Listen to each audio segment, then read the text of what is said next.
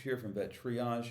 We are going through this issue of JAVMA from February 15, 2015, and we're going to be talking about veterinary economics, estimating the financial return on a veterinary education. This comes out of the AVMA as well as the veterinary school in the University of Illinois. Utility is defined as the total satisfaction received from consuming a good or service. That is a combination of tangible and intangible benefits. So the goal here is to figure out, why do vet students go into vet school? Is it worth going to vet school financially speaking? And how do you balance the tangible and intangible factors that go into that decision? So first off, the net present value and return on investment. The way to estimate tangible benefits are two ways. One is estimating the net present value. The second is estimating the return on investment. The net present value is discounted future income minus the purchase price. Future income is the income one would earn as a veterinarian over and above the income they would have earned had they had not become a veterinarian. The purchase price includes tuition, fees, other school-related expenses, and the income one foregoes while attending veterinary college. In calculating the net present value, future income is discounted because a person can earn a return on cash invested today in financial assets such as stocks and bonds, but cannot invest future income without borrowing. As a result, $100,000 today is worth more than $100,000 10 years into the future. The return on investment is the percentage earned per year from an investment. In this case, it is estimated by dividing the net present value by the cost and then dividing this value by the number of years of earning potential.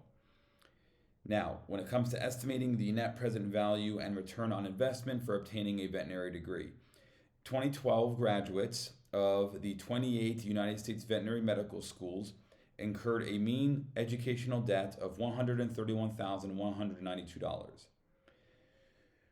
They considered in this study foregoing income to be the income, or foregone income, to be the income that would have been earned by an individual with a bachelor's degree who entered the workforce after graduating rather than attending veterinary college.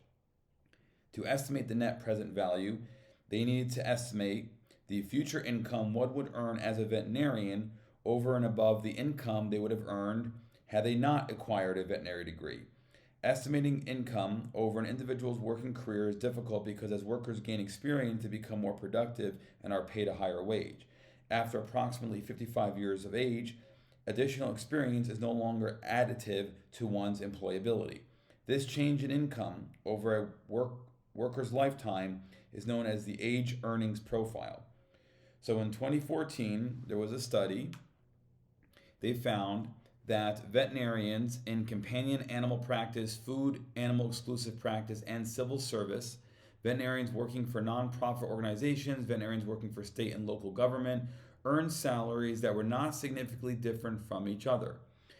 Veterinarians in the uniformed services or those working in commercial industry practice and veterinarians working as university faculty earned 25%, 33%, and 15% higher respectively compared with other veterinarians.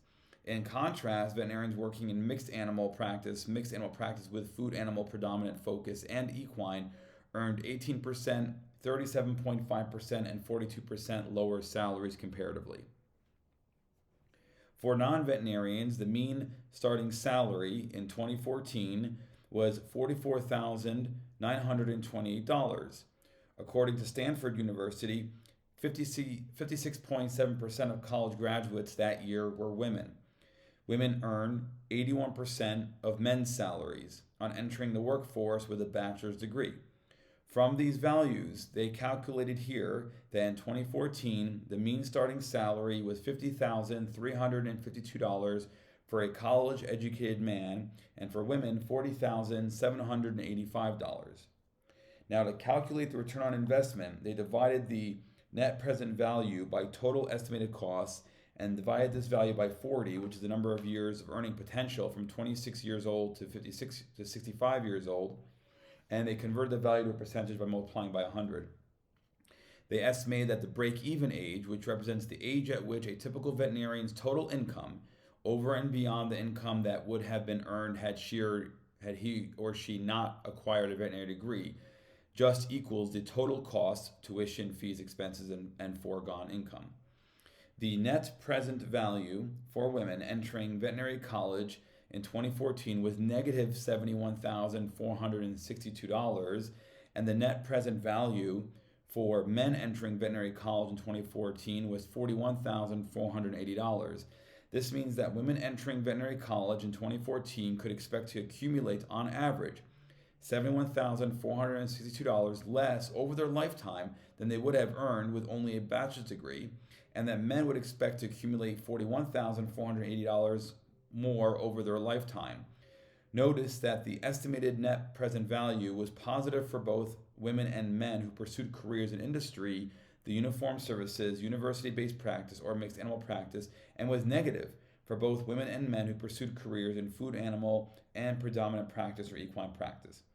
On the basis of this model, they estimate in this study that the overall net present value of obtaining a veterinary degree was negative for women and positive, albeit low, for men. In addition, the estimated return on investment for both men and women was low.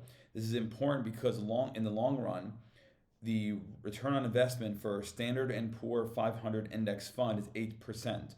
On the basis of financial return alone, a student contemplating entering veterinary college would be better off in the long run taking the money he or she would have spent on tuition, fees, and other expenses and investing in the stock market instead. Wow. Wow. The fact that individuals are still interested in pursuing a veterinary career would seem to suggest that there are substantial intangible benefits to becoming a veterinarian that offset the low net present value and return on investment. Assuming that student debt continues to increase at a much higher rate than starting salaries, then at some point, the net financial benefits of obtaining a veterinary degree will not be sufficient to overcome the cost of obtaining the degree. When this happens, the flow of applicants to veterinary college will decrease. Susan Donarski, who is a professor of education, public policy, and economics at the University of Michigan, recently wrote, Behavioral economists, building on the work of psychologists, have shown that the rational model fails predictably when people have to pay in the present to gain benefits in the future. When do people face such a trade-off between present costs and future gains, she asks, when deciding whether to save for retirement, exercise for health, or go to college. 28% of respondents indicate that had they had known prior to enrollment that the debt-to-income ratio they would have faced following graduation, they would not have pursued a veterinary degree. In conclusion, results of this model suggest that the net present value and return on investment of obtaining a veterinary degree are currently low. This raises important questions about why we haven't seen a substantial decrease in the number of veterinary students applying for veterinary college. In fact, it's gone up. It's gone up substantially, and during the pandemic, it went up a lot. So people are applying to vet school more than ever. Do applicants have access to this information? Do they understand what these results mean? Are the intangible benefits of becoming a veterinarian so large that applicants are willing to overlook the low financial return? Is there a public value to veterinary services that is not reflected in veterinary compensation? These are all important questions, not just for the veterinary profession, but for American people as well. Hot damn. Yeah, that is something, man. I mean, I always, I say this a lot. Veterinarians, I hate the phrase, we don't do it for the money.